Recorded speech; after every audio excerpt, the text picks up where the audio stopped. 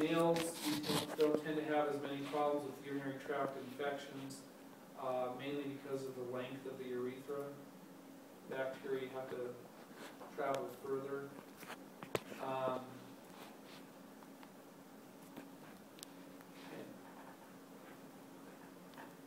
So, I think what else we have here. Normally, you'd only be concerned about the urethra because of your. Do you guys do your own catheterizations? Okay, Monica says yes. How about up in Fresno? Do you guys do your own catheterizations for direct installation? No, Ashley? Well, I haven't done it since I've been in the program, but I did it over the summer, like for VCUGs, and I helped do cystograms at Nuc Med for Children's Hospital. So. Okay. Yeah. One of the things that you may be doing more of is this, especially with the way health care is going. You may be doing catheterizations. Remember that it's a sterile procedure, so you have to wash the external os and urethra with betadine, sterile technique.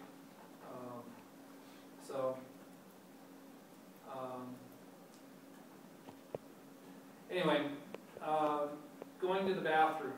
Okay, like I said, when we're filling the patient up with our radiopharmaceutical, notice that about 200 ml, the people are going to want to pee.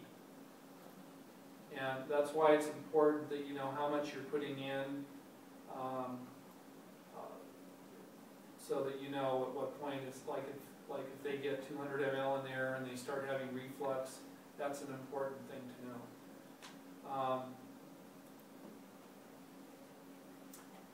And this is, like I said, I put this in here because, again, the voiding mechanism is usually affected in situations where you have diabetes or diabetic neuropathy or trauma to the spinal cord, that type of stuff. Okay. So if you don't have the ability to feel the urge to urinate, then you're going to have problems.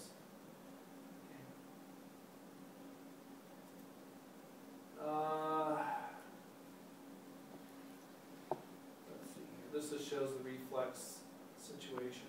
So the stretch receptors send it to the sensory situation, to the sacral nerves, and then the impulse to pee comes back, and that causes the contraction of the detrusor muscle and the opening of the sphincter.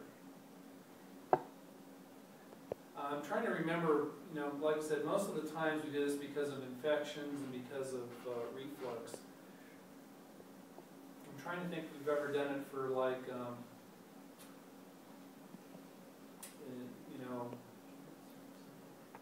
not so much for cancer.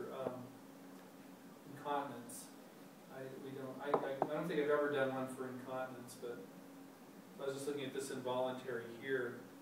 The internal sphincter will involuntarily open. Like prostate problems. Yeah. Actually, let me just go back here for a second, because one of the things, the prostate gland is right up here, and it surrounds the urethra. And one of the, that's probably one of the biggest things, especially with older men, that you'll be dealing with, prostate cancer, things like that. So, I can't pee. what's that? I can't pee. Old guys coming in. I can't pee. It hurts. Yeah.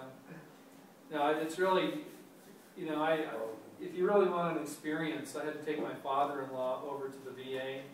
If you go into the bathroom there, you'll have these guys that are standing at the urinal for like 20 minutes, and maybe 1 or 2 drops of urine come out. Yeah, so, but I mean, that's BPH. Sometimes it's, benign prostatic hypertrophy or prostate cancer, either way. So these are some other things here. Again, this might be a reason why you're doing these studies, is because they're having problems peeing. Either they can't control it or they can't urinate. So 1 or 2. So the voluntary control of it. Let's see here. Oh, this is like, I'm trying to think of what else we need to talk, hemodialysis. Rarely do we do patients, you know, we will do renal transplant patients, but typically once the kidneys are ruined and then you're on dialysis, I just put this in here so that you would get an idea of, you know, this is what the patient is going through up until the time they do get the transplant. And then, you know, like I said, we do the evaluation sometimes of the transplant. You'll either look at the blood flow or you'll look at the formation of it. Okay. Was that one sent to us, this PowerPoint? No, I changed it around a little bit. Yeah. So that was,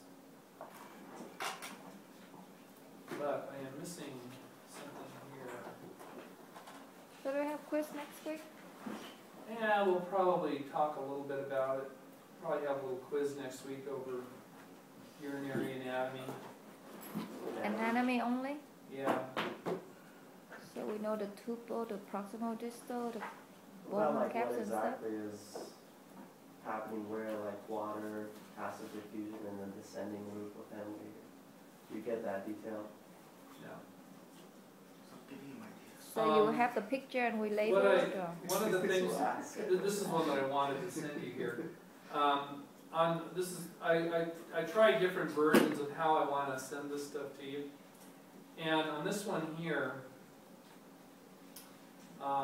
this is the one that has the pathology that I wanted you to be aware of. Okay. Oh, horseshoe kidney. Yeah. Like that, Yeah, the duplication of systems. Sometimes you'll see two renal pelvises or two ureters. I've seen patients where they have two on both sides. Let me just go through a little bit of the pathology here and then we'll...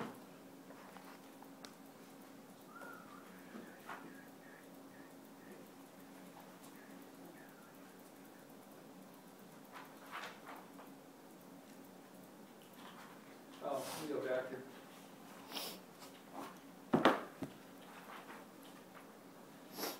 This is what we normally deal with in radiology. Normally you can't see the kidneys. I mean, the kidneys are surrounded by the fat, and that's how we're able to see them on the abdomen without any contrast, but we can't see what's going on the inside of it. Now in this case here, this white stuff, this is the iodine that we injected into the patient.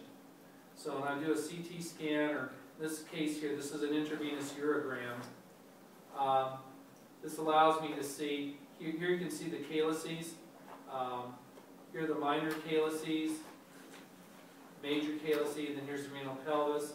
You can sometimes see the urine going into the bladder. Now this one over here, you notice that this one is dilated. Okay? A lot of times when we see this, it indicates that there's a stone or a tumor or something. But the kidney is being blocked somewhere, and usually you can see where the urine stops and backs up. So that's where the pathology is. So this would be typical for what we call hydronephrosis, or a backup of urine into the kidney. Okay? This is fairly normal over here, but here you can see that this dilated, these calyces are dilated, so they're full of urine and they shouldn't be.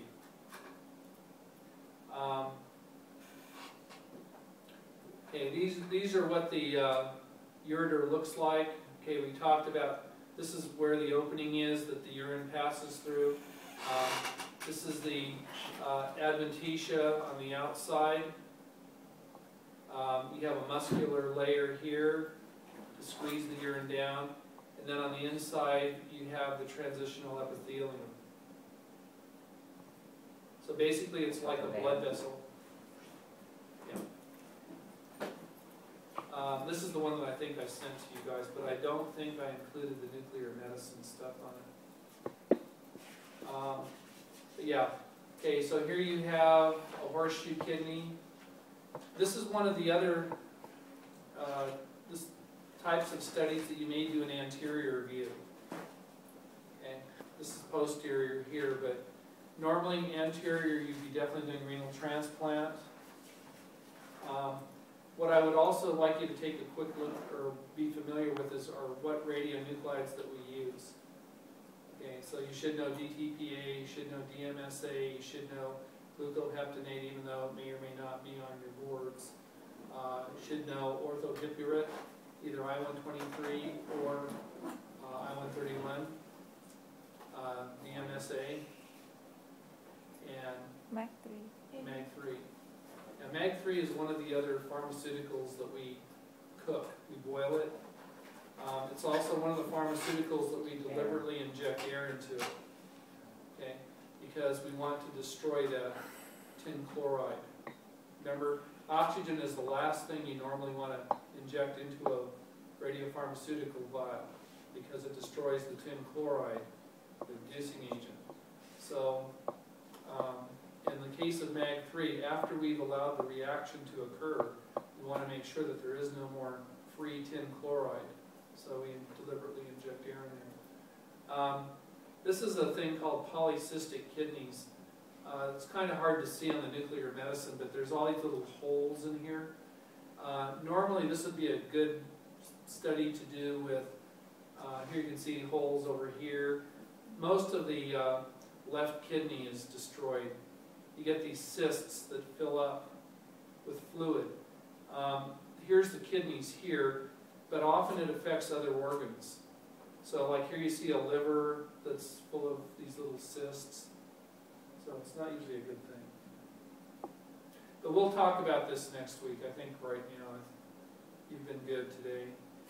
Will you send those to us? Yeah, I'll send you both things. Actually, when I did this, I thought I put this one on the other slides. I was so upset with the... If the internet's back, how is it back? Internet? No, my internet's not back yet. I can't, I don't know why, but that's why I'm going to send it from here. But these are some of the, this one here has the scans on it. I kind of screwed it up here. Okay.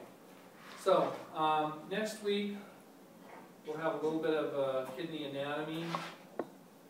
And I think also maybe a couple of radiopharmaceuticals, the kidney radiopharmaceuticals. So if I ask you what DTPA is used for, besides arenogram, you can also do GFR with it.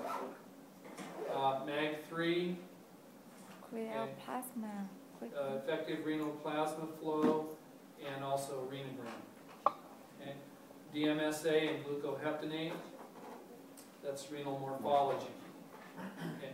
And remember, you guys, with DMSA, it's a very unusual radiopharmaceutical. Once you prepare it, you're supposed to use it within a half an hour. When you inject it into the patient, you normally, some people do a flow study, but then you normally do delayed images of 1 hour to 2 hours after injection, because it takes a long time for the DMSA to get in there. And what actually happens, or what they've told us, is that the mercury, it's dimercurial succinic acid, the mercury actually goes into the proximal collecting tubule and it stays there. You know, if you've ever heard of mercury poisoning, people die from mercury poisoning because it kills their kidneys. And that's the truth. So what we're imaging is actually the mercury, is what I've been told. Well, no, it's a technetium attached to the mercury. But the mercury stays in the cortex and doesn't get excreted.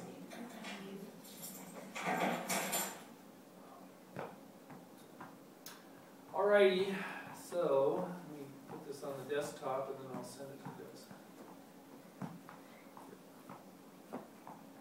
guys. Start looking at pictures, start imagining anatomy.